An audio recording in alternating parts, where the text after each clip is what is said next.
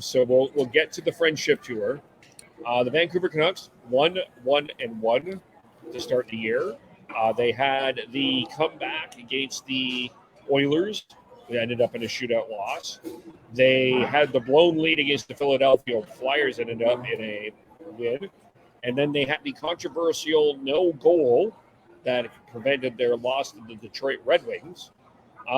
Where are we at? How are we feeling after 3 games? I'm feeling good. I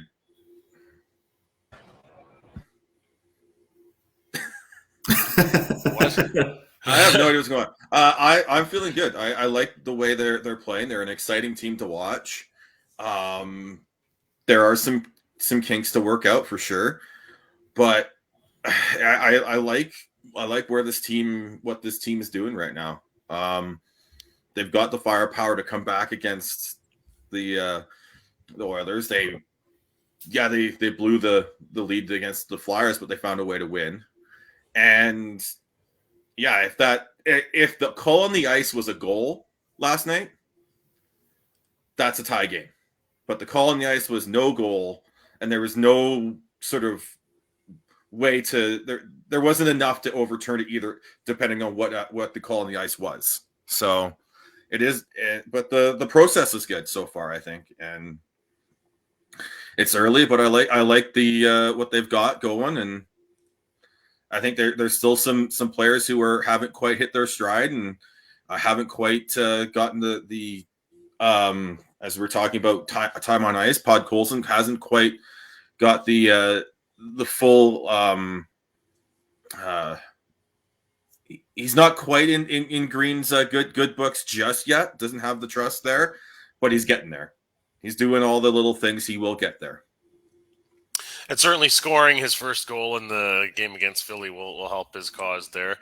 For me, the Canucks, I mean, it's been okay. I think that's how I would describe it. I mean, it's 2 losses in the first 3 games. Yeah, it's 3 points out of a possible 6, so it's essentially 500, so it's not bad, but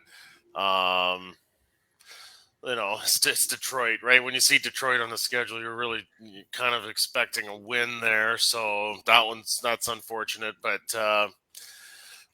like I say, it's been okay. There's still been a lot of change, there's a lot of gelling to be done still with the Canucks.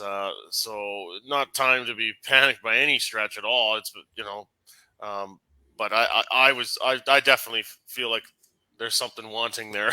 The Oilers are always a bit of a tough one now for the Canucks in terms of a matchup in Philadelphia.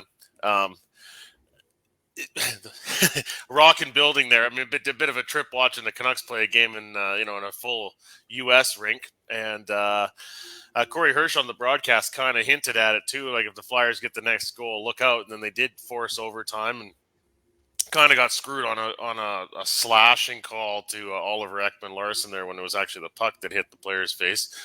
But they overcame it in the end. They ended up getting a shootout win there. So I